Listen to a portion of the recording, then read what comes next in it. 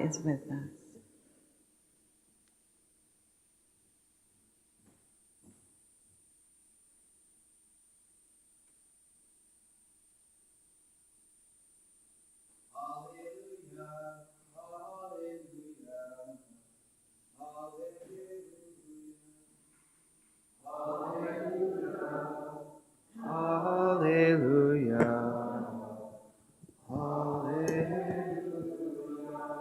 The Son of Man came to serve and to give his life as a ransom for many. Hallelujah. Hallelujah. Hallelujah. The Lord be with you. A reading from the Holy Gospel according to Luke. When the days for Jesus to be taken up were fulfilled, he resolutely determined to journey to Jerusalem, and he sent messengers ahead of him.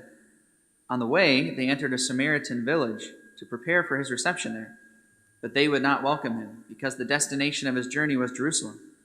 When the disciples James and John saw this, they asked, "Lord, do you want us to call down fire from heaven to consume them?" Jesus turned and rebuked them, and they journeyed to another village. The Gospel of the Lord.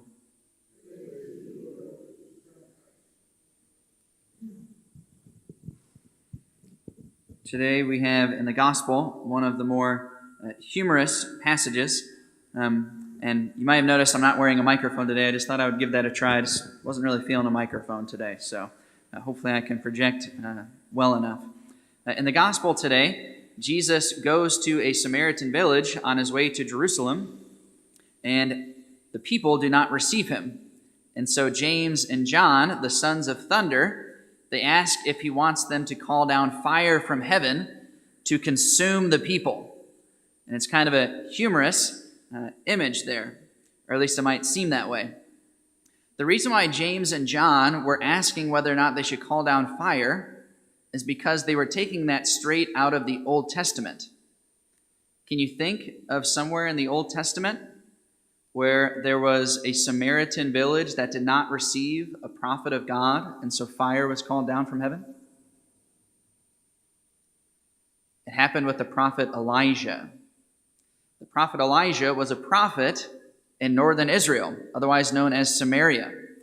And at a certain point, people came out to arrest him, and so he called down fire to consume them. Elijah was very well known for calling down fire. He also did that at Mount Carmel when he had the face-off with the 400 false prophets of Baal. He called down fire upon the altar.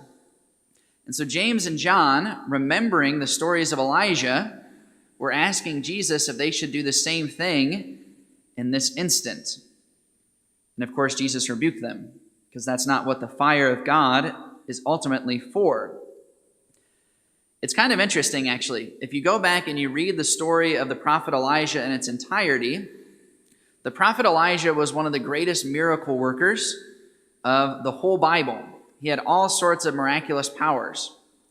And yet, something that is not very well noticed about him is that even though Elijah performed many miracles and justified himself before God on various occasions, Elijah was actually not a very successful evangelist.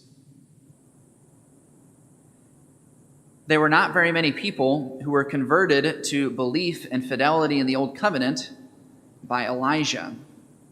It's a very important aspect of his life.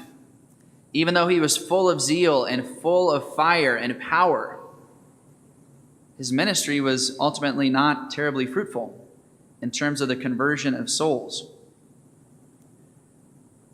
It's a great thing for us to remember that in the new covenant, Jesus with James and John is teaching them what his fire is for. That zeal and fire for the Lord are great and wonderful and powerful things, but they must be oriented in the right way for the salvation of souls. I think it's kind of fitting that we have the feast of King Wenceslas this morning, the great martyr for the faith, who was one of the first kings of the Polish Empire. Again, a great example of a man who had so much power, so much authority, and could have used it all for himself. but instead he humbly offered it to God as a faithful servant and ultimately a martyr. God has given every single one of us certain spiritual gifts. To some he has given zeal, to others faith, others compassion, others knowledge, wisdom, understanding, fear of the Lord, piety. All of us have received certain gifts. And how are we using them?